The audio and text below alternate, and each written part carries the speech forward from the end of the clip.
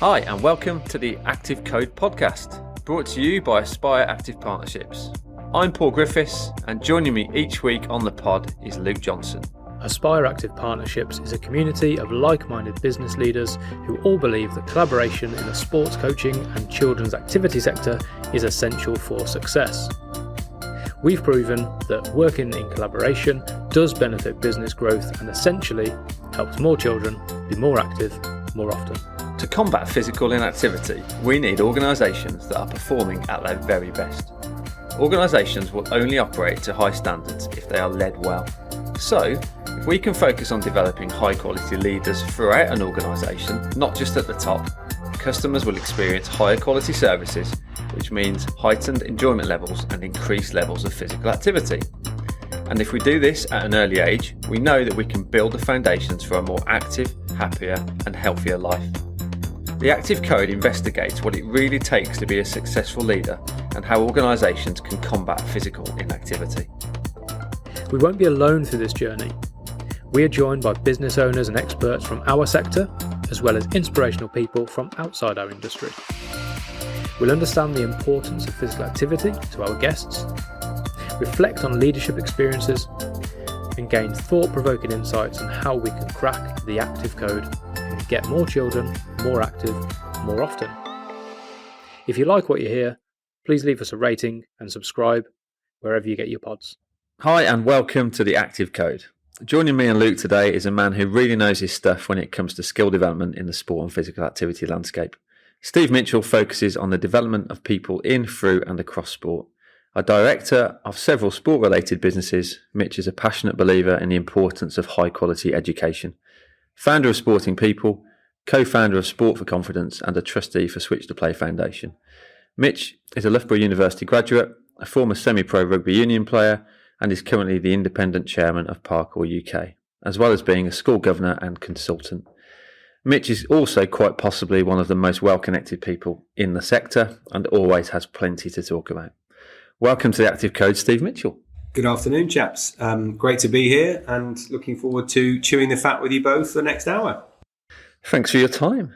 Mitch, let's start at the very beginning of your career. So where did it all start and what does that journey look like? I guess it's been a 20 to 30 year career broadly in the industry, in that I grew up working and volunteering on the summer play scheme at Warwick University, just down the road from us here, because I was lucky enough to play lots of sports at a young age and just always had a passion for coaching and helping others get the most out of sport, whatever that bat, ball, field of play, swimming pool might have been. So, son of an accountant and a speech and language therapist who ingrained in me the importance of physical activity.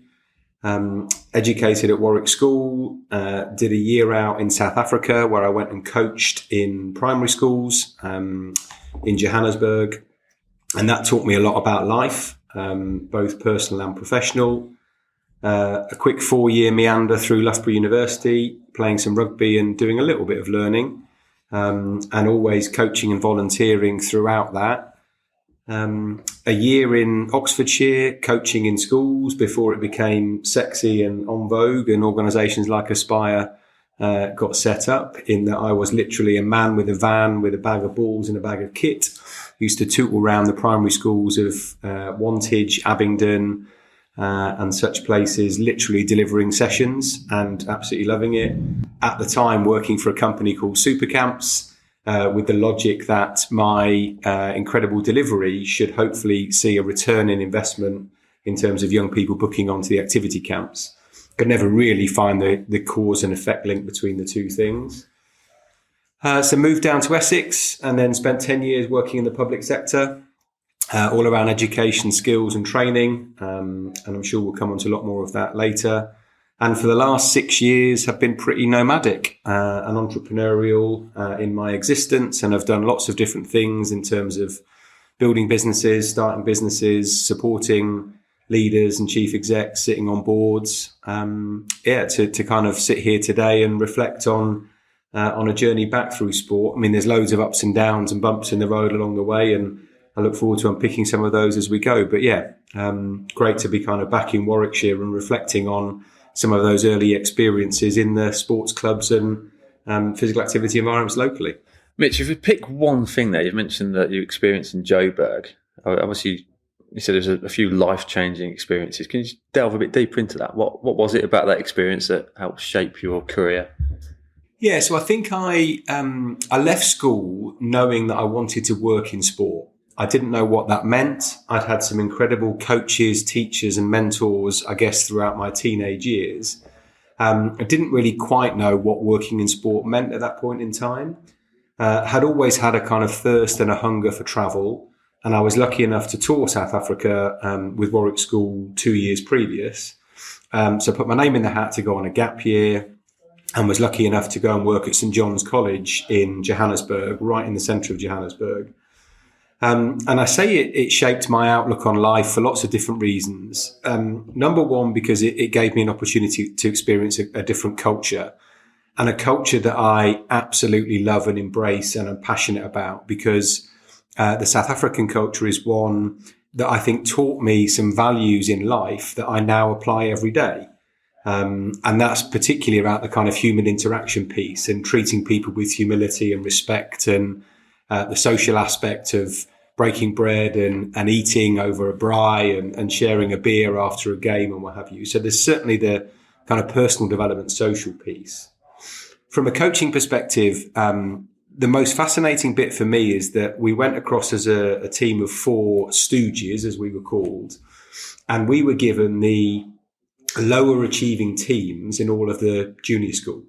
So we were coaches of the under 8 C team, D team cricket. And the abiding memory for me was that over here in the UK, I think broadly you're lucky enough to put a team together in the junior school for an event. Over there, every 8-year group had everybody playing in a team.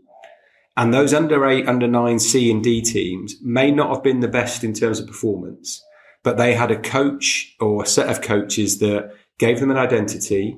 They played together, they won together, they lost together. The standard didn't matter, but everybody played.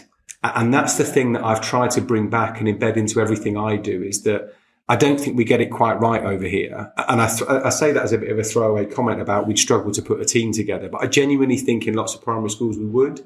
Yet over there, it wasn't even thought about. Everybody plays, and it didn't matter whether you even struggled to hit a ball or kick a ball or pass a ball, you were still part of the team. And there is some great talent even on show, because kids that perhaps weren't given the opportunity to play in the top teams or didn't feel that they could contribute still had a role to play in the team. And that was the abiding bit from, I guess, a coaching and a pedagogy and a teaching point of view that I really brought home. And as I say, I've tried to apply that in everything I've done and everywhere I've been, both as a parent, as a friend, as a professional, as a volunteer. And that's the biggest bit, I guess, that I took away, that it didn't matter age and ability. You had a coach, you had an identity, you played every weekend, regardless of environment. It's a culture thing. Absolutely. And that's where I think the SAFAs get it right. As I said, and there are definitely aspects of South African culture and society that you wouldn't necessarily bring back here, but that particular aspect was one thing that has absolutely stuck with me ever since. Have experience of working in like township environments as well? Yeah, so the school that we were in, I guess, is one of the best private schools that's over there. But we were in the middle of central Johannesburg, and we were regularly going and doing outreach sessions as well. I was also lucky enough to play rugby for Wanderers, which is based out of the big facility in the middle of Joburg. And again, from the Wanderers' perspective, we would go and do coaching sessions in the local community as well. So although I guess to some extent a privileged environment at St John's in terms of the college, yeah, we certainly didn't shy away from going out and doing outreach work in communities and townships and testing our coaching skills wherever we could. And I guess that's where the passion for developing people and using sport as a vehicle has come from. Yeah, I think so. As I said, I credit mum and dad for lots of things that they gave me in life, which was the exposure to every sport. And jokingly, Saturdays I would spend at Covent North Warwick, like watching dad play, watching mum play, joining in for a bit, mucking about on the sideline, standing on a stool at the bar. And I guess it's elements of that kind of that were ingrained in me from the outset. But the South African experience was absolutely this piece around humility and compassion and working with others to get the best out of them. And we were four wet round the ears, young, socially outgoing, like we were doing everything that we could of an evening and a weekend to socialise and watch sport and drink and what have you. But actually, when we put our tracksuit on and when we needed to be on point, we were there, and we were, I think, hopefully the best coaches and role models that we could be for both the teachers and the young people and the parents. And I really maximised the most of my experience, because looking back now, 24 years on, we were lucky enough to go to 2 of the Lions tests, basically because we built such strong rapport with the children, who then allowed us to build strong rapport with the parents. They were like, these guys, we'd love to take you to the Lions test. And we sat in a box in Durban for the second test to watch Jerry Guscott's drop goal, because one of the parents thought we'd had such an impactful role on their children's development. And I relished every minute of that. And I look back really fondly at those experiences of, the societal aspect, the family aspect, but building rapport and relationships with people, head teachers of the college, teachers, parents, and all the outreach staff out there as well. So now, what does physical activity mean to you personally? I guess it means the world to me, because it's everywhere I go. It's everything I do. It's everything I look at. And I've managed to find, I guess, a career that allows me to have exposure to physical activity in all its shapes and forms and different environments and different organisations. And whether it's going home and playing with the children, whether it's my newfound cycling hobby, which I'm sure we'll talk about in a bit, or whether it's the friendships and the social circles that I still frequent that are all based around teams, playing and what have you. And as I said, I never quite knew. I guess I did have a view at one point in time that it was going to be a geography PE teacher. That never quite materialised. And because of the kind of dysfunctional nature of the sport and physical activity sector, there isn't a clean way in and a clean way through. But I've now got to a place where my professional world revolves around physical activity. My voluntary NED board roles revolve around physical activity. And it's hugely important to everything that we do as a family and I do as a parent in terms of role modelling and showing the girls that it's not the only thing that you can do, but sport gives you so many life skills and so many valuable attributes and assets and friendships and experiences that I'm really relishing at exposing the girls to as many sport and activity opportunities as possible. I want to hear more about cycling. Is that how you mainly keep active these days? Yeah, so I guess I played lots of sports as a young person. I played a reasonably decent standard of rugby for most of my 20s and early 30s. And then I guess just a mix of professional, getting married, becoming a parent, I guess moved away. I didn't do a great deal. I was playing a bit of golf. I was occasionally doing kind of social activities. I was occasionally going to the gym. But last kind of April, May, June, started to cycle with a couple of the other local dads using a mountain bike that's been out the shed and getting rusty for the last 10 years. And just started to enjoy it. And this time last year, bought myself a decent hybrid mountain bike, sky blue in its origin as a Coventry City fan. And I've somehow managed to do 3,500 miles in the last 12 months on this little bike, including every day in January and every day in April, raising money for one of the other charities I'm involved in. And it's just become my thing. I guess it's, I'm not in Lycra. I don't have any plans to be in Lycra. I'm wearing either Loughborough University or Southend Rugby Club stash that's probably 10 to 15 years old. But it's just become my go-to thing from a peace of mind point of view, from a physical activity point of view, and just carving out some me time during the day. So yes, it's become certainly a newfound hobby. Do you think the pandemic kind of prompted that?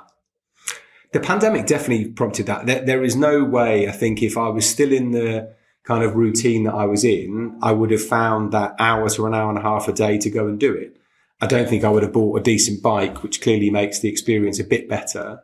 And I don't think the people that I've been cycling with would have had the trigger as well. So I definitely linked to the pandemic, linked to also probably doing body coach workouts with the family, and a bit embarrassed to be getting into my El Michador stag do outfit every Friday to compete with Joe Wicks's superhero series. And so definitely pandemic led. And yes, I have no doubt I certainly wouldn't have done 3,500 miles on a bike if it hadn't been for the pandemic in the last 15 months. It's a great achievement. It really is. I was just saying that I did a few miles on Sunday with my daughter and struggled to get out of bed this morning because it's just muscles that I didn't realise I had. With regards to keeping active during the pandemic, and it sounds like it's become a bit of a habit now. So is it something that's in your routine regularly now? So you plan it, schedule it? Yeah, I certainly don't plan it and schedule it, but I do in a sense that I know I'm going to do it pretty much every day. And I will make sure that I'm not booking.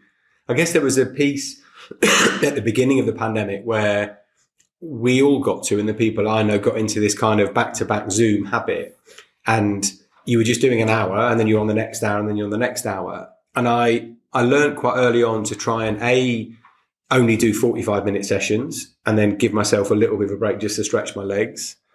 I'm sat here today wearing an Apple Watch, which actually has been a massive trigger because it reminds you that you haven't moved for 50 minutes and you need to do your activity a day. And there's not a day I've missed completing those 3 circles, as tokenistic as that might be.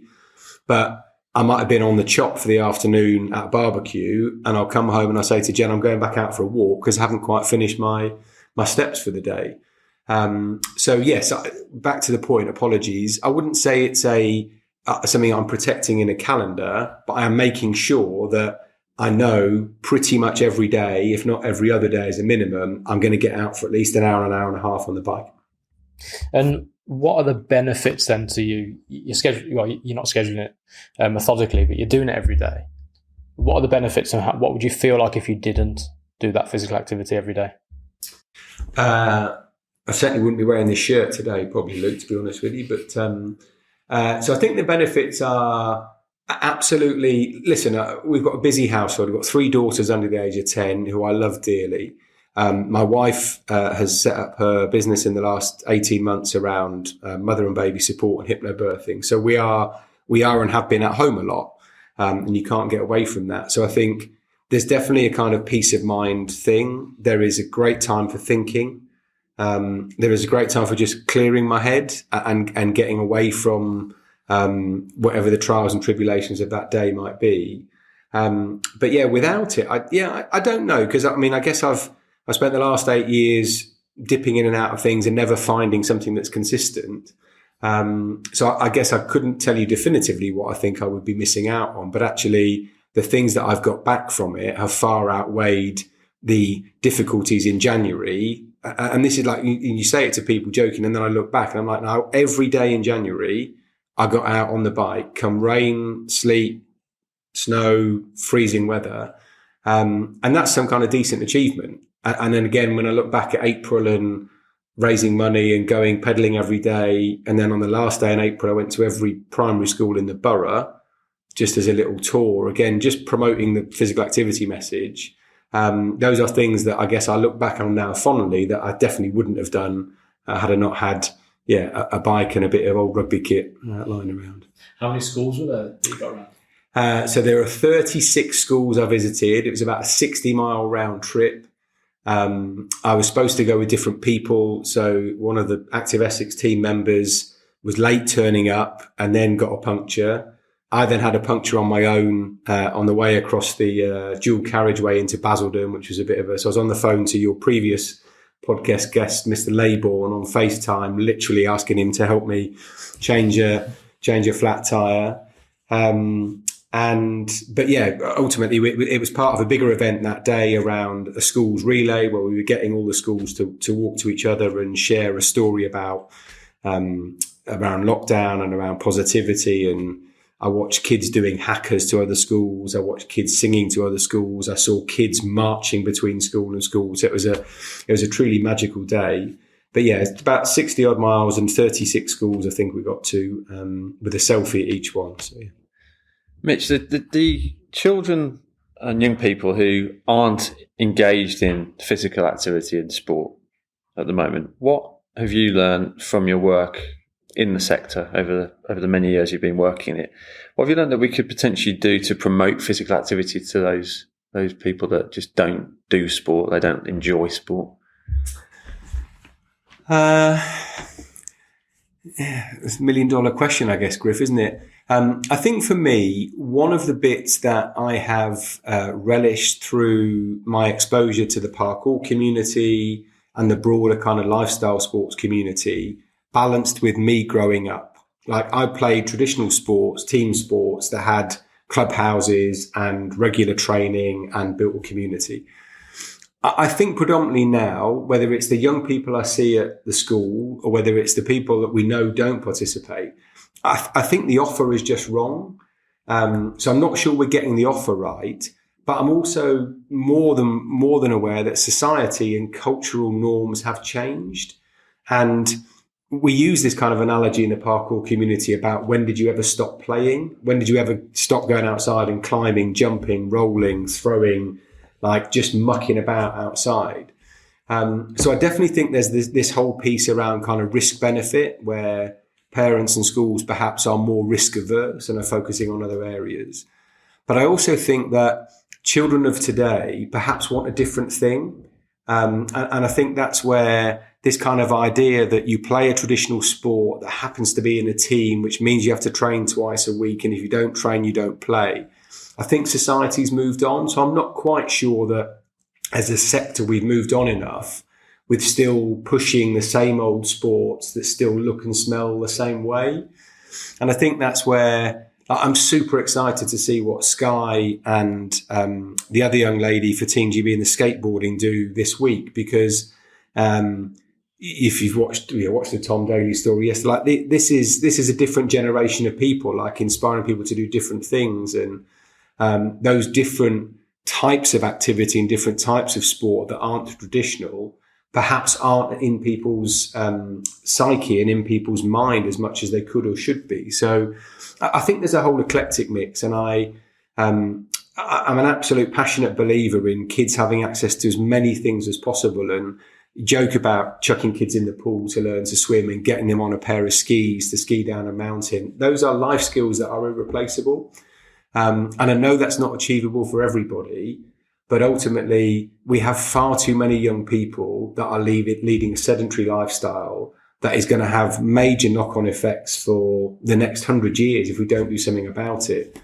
And as I said, so I think there is definitely some societal norms and cultural norms that we need to shift. I think the offer can at times be wrong. And also, we are just not unified and united. And lots of your previous guests have spoken about this, but we need to be much stronger together. And sport and physical activity talks about being stronger together. Does it really act on it? I'm not sure it does. And I think we could be far more effective if the system that we've built was more coherent, more inclusive, more brave, more ambitious, and ultimately started to give society a sport and physical activity offer that looked different, modern, and more inclusive. Just on the parkour element, what drew you towards parkour initially? Because I think it's definitely something that probably a lot of primary school teachers haven't heard of, definitely not seen. So there's a couple of bits really. I guess I look back on 9 years of serving as chair of the Parkour UK board. I was approached at the time by a guy called Eugene Minogue, whose day job is currently at Westminster Local Authority, who said, Mitch, it's about time that we built a governing body for parkour and free running. He'd been involved since the Jump Westminster and Jump London documentaries in the early 2000s. But I guess it was everything that the community stood for and stands for, which is social, informal, inclusive. You don't need stacks of equipment. You can just get outside and do it. That drew me to it in the first place. And also to really challenge my thinking around, I've only ever played in cricket teams and rugby teams and football teams in that kind of mainstream environment. And actually how you build a community and how you make an offer to people locally doesn't have to be based on membership. and doesn't have to be based on getting to a certain clubhouse at a certain time. And if you can't make it one Thursday because you happen to be busy, or your cat died in the morning, or you've got other things going on in your life, that's not held against you.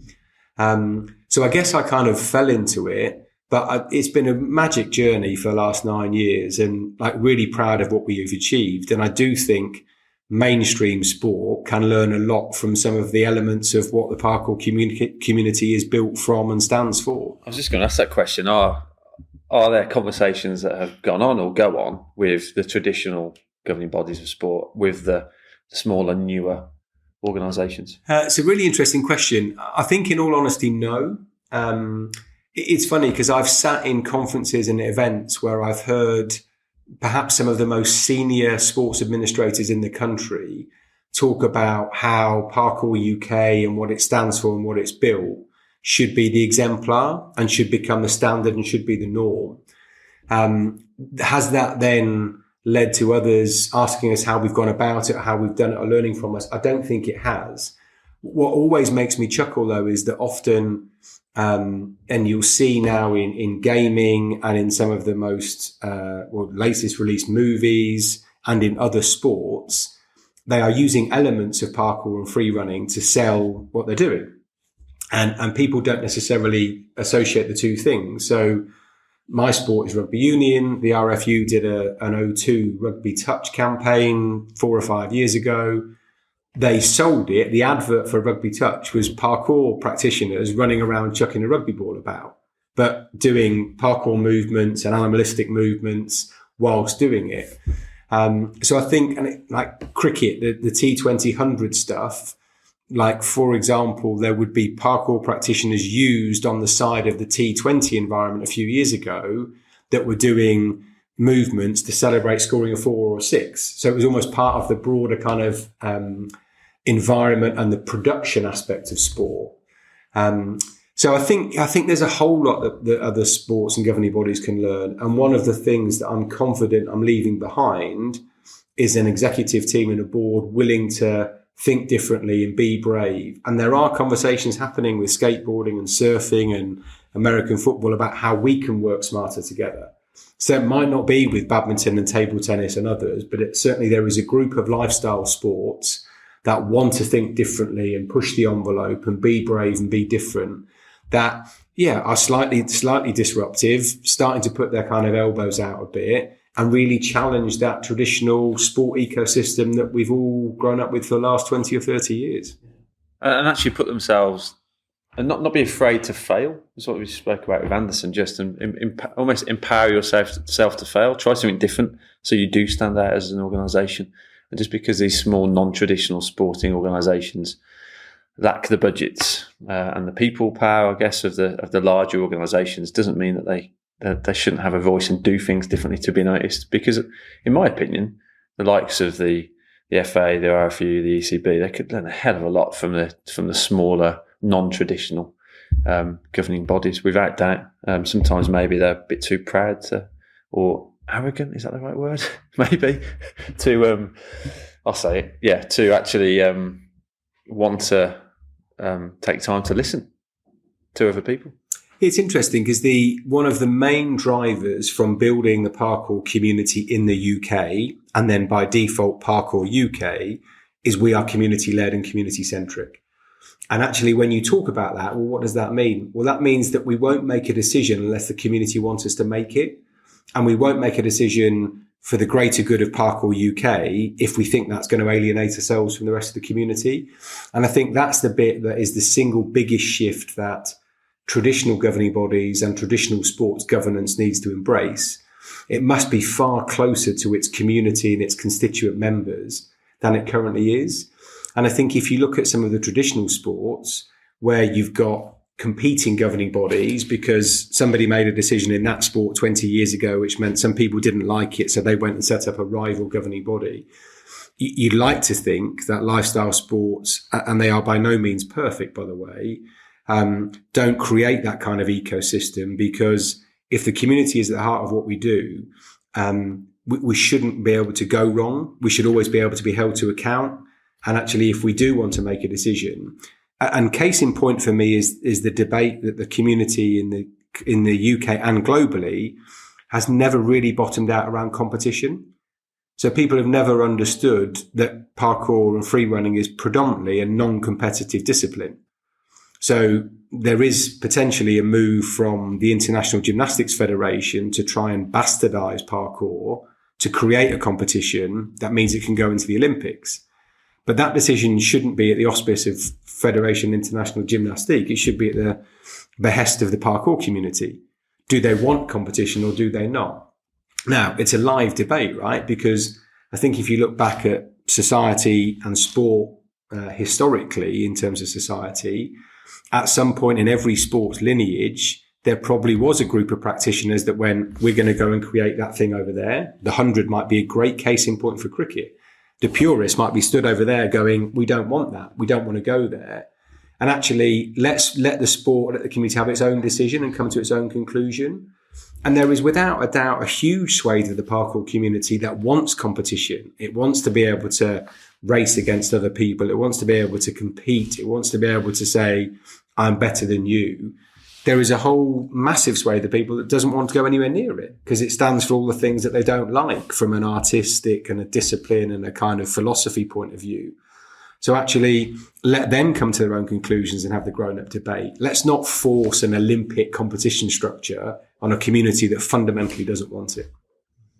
It comes back, I think we mentioned this in the vast majority of episodes, and it comes down to listening. It's as simple as that. Listen to what the community that you serve has to say, whether that's the school environment, whether it's the kids that you're working with, whether it's the parents that you're providing support to and services to, or in this instance, the people that are associated with parkour and the people that do it. Just listen to what they need and then get them involved in the decision-making process, I guess. I think we were all, as human beings, given 2 ears and 1 mouth. And I think that adage goes a long way, in that we should spend far more time listening and assimilating what other people think and believe than necessarily just taking our own decisions and striving forward. And that's not to say we shouldn't be brave and take decisions, but ultimately we should be doing far more listening. And again, I play this into conversations I have with my business partner in Sport for Confidence about inclusion. And she pulls her hair out because she says she goes and listens to people talk about inclusion, but everywhere she goes, she takes a member of our community with her that might have a disability or might feel marginalised from mainstream activity. And that's one of the things that stands us out from the crowd, because we can all go and talk about inclusion, but actually let's bring some people along that have got first-hand experience of either being excluded or, in our instance, being welcomed into the community because we're using a different approach. Yet sport's really good about talking about it, but what about the people that we need to be walking in their shoes? Mitch, you've experienced working in and with public, private and third sector organisations, and no doubt come across lots of leaders in your time. Does anyone stand out as an inspirational leader that you've worked with? Good question, Luke. I guess from a sport and physical activity point of view, one of the things that I've done in the last 12 months is begin to build, I guess, my own leadership community through something called the F word.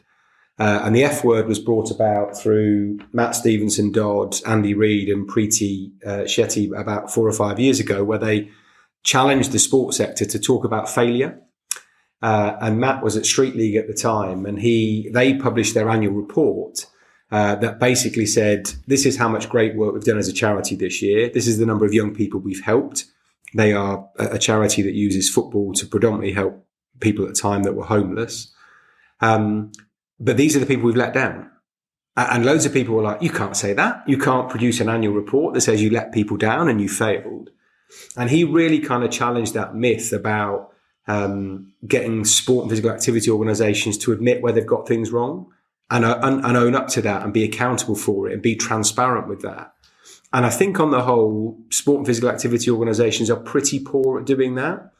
So one of the things that we've built is this F word community. It was based on the back of the Brewdog founder's blog last November, which you can find on LinkedIn, where he talks about his failures.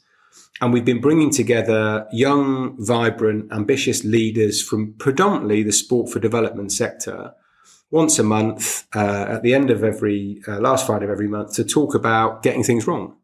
A number of your guests have been on there, Alex from Mintridge, Gary from Coach Gore, and they all just come on and just talk with an element of humility and transparency and compassion about their leadership journeys. So it would be difficult for me to pinpoint one single person, but I love nothing more than being surrounded by people like that, that are willing to learn, to grow, to acknowledge where they've got things wrong, to acknowledge that they get imposter syndrome. And there are, particularly in mainstream sport and physical activity organisations, lots of people have been there a long time. And lots of people recruit from within, and you'll see a governing body CEO go from a small governing body to a slightly bigger one because that's seen as the natural journey. You'll see development directors from one sport go into other sports, and I think we need to shake some of that up and challenge it. In terms of some of the, one of the outstanding leaders that I would always refer to is Chris Grant, who's a board member at Sport England and someone I hope I would classify as a friend. And I was lucky enough to do a little bit of work with Chris on the Olympic Park 6 or 7 years ago when the park opened. And he is one of the few people, I guess, that I would really go out to bat for in the sector.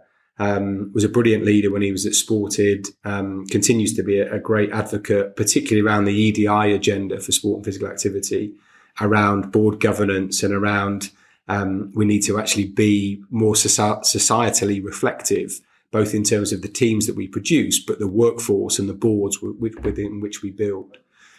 And I guess in the other organisations, I've been lucky enough to learn from some of the great leaders that established Metrobank. And I love the Metrobank story. And Craig Donaldson and Chris Brinley are two brilliant leaders that I guess I've learned a hell of a lot from in terms of the Switch to Play story, both in terms of how you treat your customers, and in terms of that kind of slight disruption and challenging the traditional norms of what society or what a sports society looks like right now. On a really stripped back basic level, you mentioned Chris Grant there. What traits does he possess and display as a leader? So Chris has written his own book on it, which people can look up, I guess, on the back of this. But he particularly talks about humility, which is a hugely important trait for me. He's very happy to kind of call out what he sees. And you might argue that potentially he's in a privileged position as a Sport England board member, but he has been the driving force for them and the home country sports councils to kind of produce the racial inequality reports and to really address kind of the lack of diversity in teams and at board level. And I guess because he's walked the walk from a business perspective as well, he's a leadership coach and he's a great advisor to lots of other people across the sector and beyond. But I guess those are two or three of the key things that I guess I look to him and kind of think, yeah, that's the kind of the leader I'd like to shape and mirror. And you mentioned failure a couple of minutes ago, and it was actually Alex Wallace, who you mentioned from Mintridge, in her podcast. She said failure is just feedback. And I thought that's such a good, simple way of understanding what failure is and accepting it as well, allowing yourself to do that, because you can learn from it and obviously develop, can't you? Yeah, I think that's the odd thing almost about lots of people that work in sport. I think if you looked at the demographic of people that work in sport, they probably played sport. Now that's probably a challenge in its own self, and we could unpick that for hours, I guess, offline. But ultimately, if you enjoy playing sport, you enjoy feedback, right? Whether you win, lose, draw, whether you build good teams, you don't build good teams, whether you have a good season or a bad season. Yet when it comes to, I guess, the kind of the business side of sport and the impact side of sport, I think we kind of forget that we like feedback or that we should embrace feedback, because as you say, it's all about getting better. It's all about improving our performance next time around. And we shouldn't be afraid to say, I didn't quite perform at the highest level. That might be a meeting. It might be a board decision. It might be a piece of work we've done as a consultant. It might be a day where you were like, do you know what? I wasn't on top form today. And I always remember a good friend of mine, Justin Price, who now works at the FA as one of the kind of senior post holders around coaching. We were talking about this years ago. It's almost like it becomes an unsaid word that occasionally we all have a bad day. that we all expect the coach to turn up and be on their best behaviour. Well, if they happen to bury their guinea pig that morning, or they'd fallen out with their wife, or they've had a crap MOT result for their car, they're not going to be on top form. But we have this kind of expectation that every time you deliver something, it should be the best of your ability. But if you've had a crap day, you've had a crap day. And I think we need to empathise a bit more with people that actually we don't always get things right, and we're not always going to be on our A game. And it would be lovely to think that some of those things that we all learn by playing sport translate a bit more across the business, because I don't think they do. Mitch, what are you doing at the moment to work on your leadership style, or your leadership skills, I should say? So I guess in the last few years, I've been listening and reading a lot more than I ever have done. I wouldn't necessarily say I've done more of it in lockdown, but it's certainly given me an opportunity to read more. And I guess some of the lessons and the books, whether it's Stephen Covey or Simon Sinek or Brené Brown, and then the podcast by people like Simon Mundy and others, there's some great leadership content out there. And whether it's headphones in on the bike, whether it's a bit of time when the missus is watching Love Island, whether it's a bit of sharing online. So there's a kind of couple of unwritten secret book clubs that I'm part of, where people are either sharing their thoughts on a book or are posting a book, and vice versa. And it's not something I've learnt necessarily by researching it and studying it. I think I've learnt a lot by doing, and by putting myself into leadership roles on boards and setting up companies and what have you, where you learn by getting things wrong and you learn by nudging along with people around you. There's definitely elements of what I've read and what I've listened to and what I've watched that I try and play forward. But ultimately, I'm a learn by doing, character in terms of a leadership sense. And I play that back to being a captain of teams. I play that back to South Africa and that experience and that travel. I play that back to formative years at play schemes, being given responsibility to look after young people and give them a good experience. But yeah, there's definitely more that I've done as I've got older. I don't ever envisage myself doing an MBA or doing any kind of more formal learning in it, but I'm certainly far more open now to reading and listening and reflecting on where I've been and what I've done and the good people that I've walking around me. And what would those people say about your leadership style? I hope they would say that I am a kind of person that they would want to get behind. I guess that kind of gregarious, outgoing nature that maybe comes from being an only child and playing rugby and being quite socially loose is part of that. So I hope I would be seen more as a captain of a team that people would come around. I think I love nothing more than connecting other people, and actually the ability to, not necessarily have one particular thing, whether that's one business or one specialism. I'd like to think that people would say I'm a great connector, and I'm willing to kind of just connect people for the sake of it without necessarily seeing any personal or professional return in it. And I'd like to think the elements of bravery and ambition and humility that we're trying to talk about regularly on the F word are things that I think people would say about me. I hope, as I say, that I've had two journeys come to a close, the Parkour journey this week and the Active Essex journey, which finished in May. I'm pretty confident I've left both of those in a better place than when I found them. And I hope that the people that I have sat on the board with along the way or brought on board to work in an exec capacity or done work with would hopefully speak positively about what I've done. I absolutely don't always get things right. And absolutely my kind of only child nature maybe says I am a bit, can be a bit forthright perhaps, and I can be a bit overly maybe ambitious or overly brave. I don't know. But I hope on the whole that the people that I muck about with and the people that I build businesses with and sit on boards with would have broadly positive things to say about me and not just about the social experience. If we are to look at the whole activity landscape, what are your views on leadership in the sector at present? Yeah, so I guess it's one of the driving forces of the F word is that we've tried to build this community of 40, 50, 60, 70 people that are in leadership roles, probably in smaller organizations, social enterprises, charities, governing bodies, active partnerships, that want to push a different type of leadership. I think we are absolutely missing some tricks perhaps in mainstream sport and organisations where been a lot of people there for a long time. There've been a lot of people that are quite safe and happy in their roles, and actually I think there's been a few case in points over the last 3 or 4 years where people have left the sector that had the potential to be brilliant leaders because I think they've got frustrated with what they see around them. But I also think that if you look around some of those organisations, and that's a boardroom level into leadership roles, are they the type of people that you want to aspire to be? And I guess, if I'm honest, that's one of the reasons why I left the system 6 and a bit years ago, because I didn't see the people that I wanted to be. I didn't see the people I wanted to go out to bat for. I wanted to go and work with and for and follow in their footsteps. And I guess that's why I've kind of carved some of my own path and built some of the organisations and surrounded myself with the people I have done.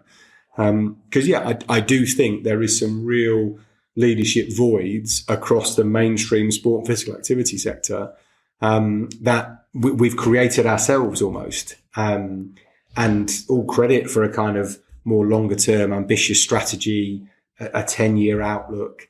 All credit to some of the work that's going on to drive some of those big EDI, important agendas and different leadership culture.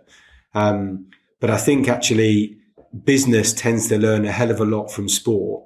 I really think that sport and physical activity doesn't learn from business. I think there is so much more that we can learn from how we do things financially, how we do things impact-wise, how we do things around leadership and the culture of learning and development, which I think is severely lacking across the sector. So, I think I would say kind of B-, lots of work to do. Are there any sectors in particular that you look at and think they've nailed it and we could borrow, adapt, tweak whatever they're doing to improve our space?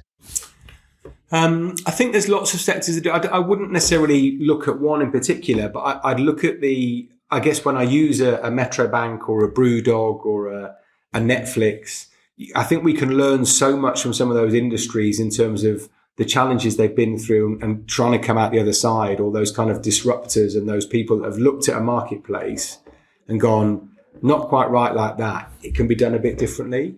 And I don't know whether, as I said, there aren't any specific examples of sectors, but as I said, like the Metro Bank story for me is a fascinating one because it created this amazing culture, which was all about transparency in banks. And that's from how they design the store to how they talk about customers, to how they open every day of the week, to how they're open 8 till 8, to how they welcome dogs in, to how you can go to the toilet in there, to how that you don't have to go up to a screen and stand behind this kind of bulletproof thing.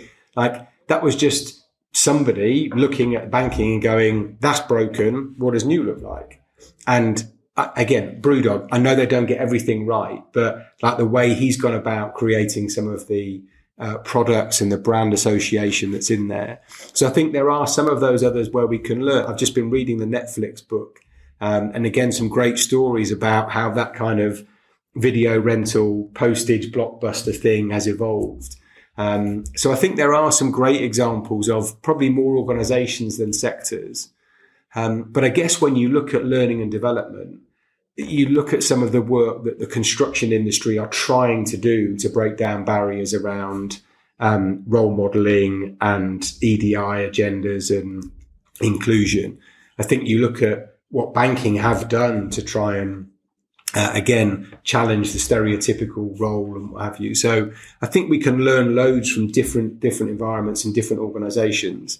But I think we've got a long way to go, certainly in terms of really delivering the impact that we could do if given the right opportunity. And even post-pandemic, we're still fighting to have this conversation about physical activity as part of recovery. But again, it's just disjointed and dysfunctional, and we're not in people's, not front of mind, because we are all, as a system, fighting our own individual battles rather than really folding into something that could deliver far more impact across a much bigger scale. Let's dip into that. So how can we make sure it is on people's agendas?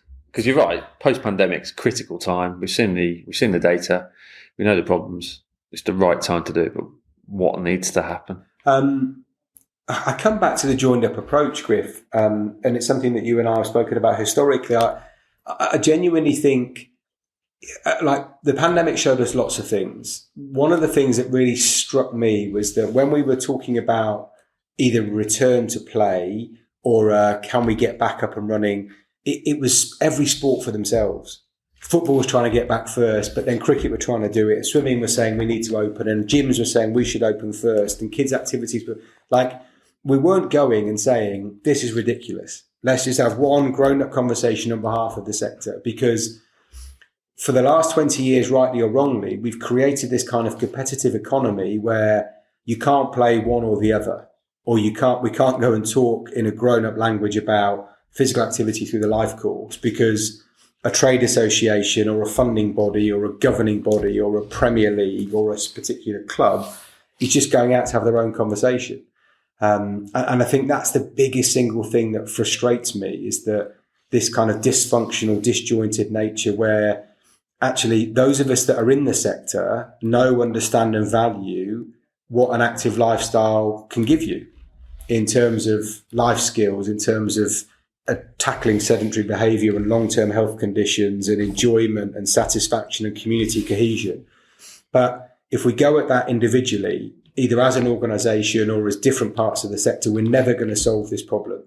And the powers that be at number 10 and beyond can continue to kind of just pat us on the head and say, just clear off over there because you're just a bit of an annoyance and a bit of a nuisance. And I particularly think that's pertinent, I guess, in the world that I operate in around skills and people, is that if we can't have a joined up conversation around skills and people where we want to have, this is the number of jobs, these are the kind of apprenticeships that we can create, this is the kind of ambition we've got.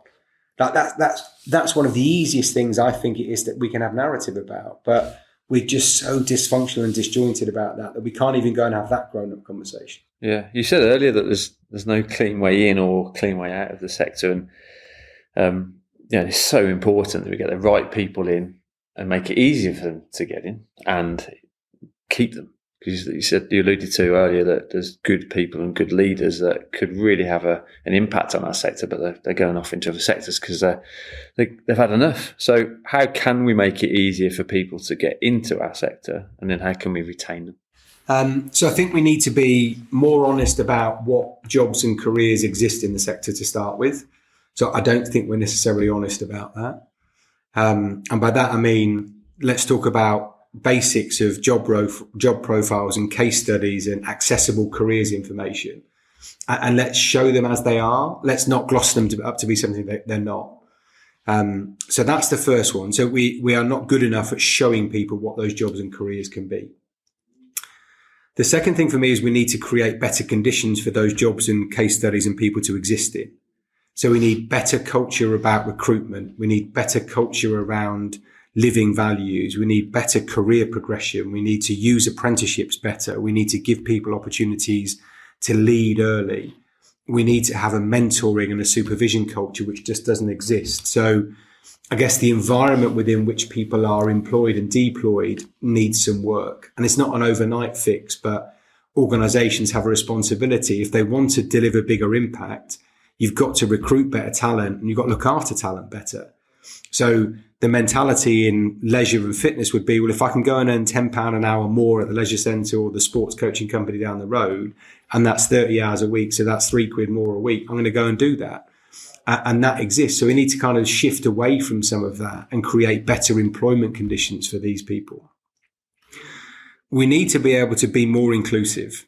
And the workforce, as I guess it looks now, is not reflective societally. So if we want to go and target the Bangladeshi community in inner city Birmingham, a white sports science graduate who's a male that's played a bit of football is not the right person to go and do that, I don't think. So how do we show those different cultures and those parts of society that they can work in the sector? And it links to the point 1 and point 2, but if we don't have a more societally reflective workforce, leadership, board, general day-to-day frontline workforce, we're not going to shift the dial. So we've got a lot of work to do to become more societally reflective. I also think we need to call out some of the elephants in the room. Like, people celebrate the fact that there are 60,000 people doing BTECs in sport across the country. I think it's a national disgrace. People celebrate the fact that sports, I think now the second most popular subject university. It's nonsense, because we've created those ecosystems purely from a financial lens or from the wrong lens. Like, for me as a parent of three girls, I want them to go to university to study something that's going to give them the job and their vocation. Yet we've got all these people coming out of university with a sports science degree thinking they're going to go and work on the bench at Man United 2 weeks later. It's just not the case. So we need to say to the HE sector, I don't think it's good enough that you keep advertising and promoting sports related degree programs when the jobs aren't there. And I guess I've put my elbows out a bit on that quite frequently, because there'll be another 20 sports related degrees popping up this September without a doubt, with another 300, 500 people going and doing them, getting themselves into 50 or 60 grand's worth of debt. The industry is not asking for those people.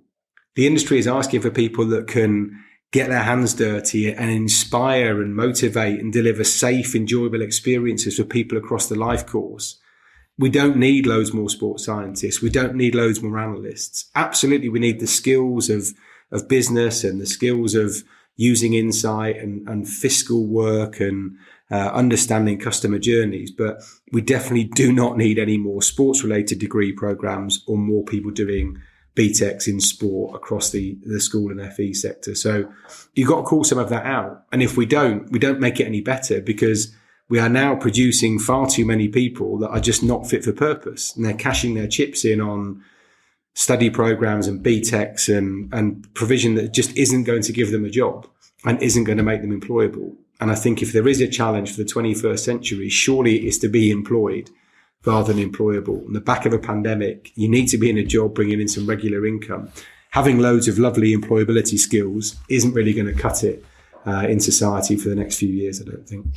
You've referenced quite a few authors and people already during the podcast, Mitch. To round things off, if you had to pick 3 books, podcasts or people, who would you recommend? What would you recommend? So Stephen Covey's 7/8 Habits is I guess my go-to reference point. And there is just some wonderful analogies and leadership lessons in there about emotional bank accounts and walking around beach balls that just have so much easy application to day-to-day operations, I think. So definitely Covey from a leadership perspective. From a podcast perspective, Simon Mundy, I think, does a brilliant job on Don't Tell Me the Score and has some absolutely cracking guests. And I think is an easy listen with loads of absolute great leadership content in there. And then I guess there's probably, just to give 3, I guess, more grassroots people that I know, a bit of a plug. So Sue Anstis has just released her book called Game On, which is around a history of women's sport. Matt Little, Andy Murray's strength and conditioning coach, has just released his book around the tortoise and the hare. And I had a great conversation with him a few months ago about this whole sports science graduate that expects to get a job at Man United 3 weeks later. And he's like, oh my God, you worked with Andy Murray. How did you get that? And he said, well, you didn't see me 20 years ago earning my corn, delivering gym inductions and basic fitness stuff. You don't just get to be Andy Murray's S&C coach overnight. And then Matt Rogan, who was the co-founder, of Inside Two Circles, has just released his book about rewiring what sport and physical activity look like. And he's, I guess, doing the rounds on social media at the moment. So yeah, 3 people, I guess, that I look up to and respect, I guess, in my local kind of professional ecosystem, that have all had books published in the last 6 weeks that, yeah, I'd love for people to play it forward and look out for. Cool. Thanks, Mitch. Obviously, the Active Code podcast as well. Well, of course. We're not holding a big sign up saying mention the Active Code for those people that are listening. It'd be a good idea, though, wouldn't it? We will give you the T-shirt on the way out. What one thing needs to happen, Mitch, in order to crack the Active Code? I think we all just need to be a bit braver, a bit more ambitious, and a bit more humble in our approach to where we're going. I think we need to really take a step back, and this is a moment in time where if perhaps we can't stand united for once and for all, that perhaps it sets a trajectory for the next 2 decades that we can't be. So I guess a real message for me, which I try and take everywhere I go, is that it's time to stand unified together, and let's acknowledge who those leadership bodies and voices are, and let's go and talk in the corridors of power, whether it's at number 10 or Treasury or whoever, to say, we can do this better. We are going to take a much more joined up approach, and physical activity, sport and play should be embedded across every community, across society. And I think those of us that work in the sector or volunteer in the sector see that. I'd love to think that that's something that we can all fold in behind and lean into together. Absolutely. And if there's one man that can lead on that, it's got to be Steve Mitchell, right? Not sure about that, Griff. I'm happy to play my part in the different organisations that I'm involved in, but as I said, there are plenty more people in better positions of power and authority than me. But I would certainly be leaning into that big joined up once and for all. Let's lay down our arms. Let's put egos and logos and brands to one side, and let's really stand united together. Completely agree. If our listeners wish to get in touch with you, it's pretty easy to do, but do you want to share how that could be done? Yeah, no, mate, absolutely. So as I've said to you, Griff, in the last 6 years, I've kind of worked on the basis that if you want to find me, you can do. So you can find me on Twitter at Mitch Skills.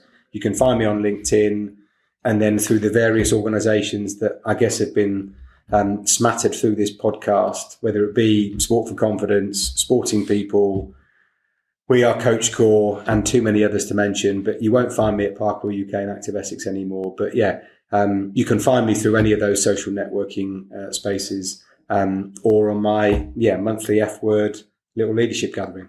Thanks, Mitch. And the Apple Watch is no doubt signalling that we all need to get up and move. So thank you for your time today. Really appreciate it. We could have gone on for another hour. I think it's definitely someone that we need to get back on in a future episode. A lot more digging to do. It's really good to share your story. Fascinating to hear how it all began and how that's helped fuel the passion for the sector. It's really clear to see from my perspective, and hopefully the listeners' perspective as well. So thank you very much. Stay safe and take care. No problem. Thanks both. Join us next time for the Active Code podcast. Remember to subscribe to the podcast so you don't miss an episode. You can connect with us on Twitter at aspire_partners and find out more about us and the network at www.aspireactivepartnerships.co.uk.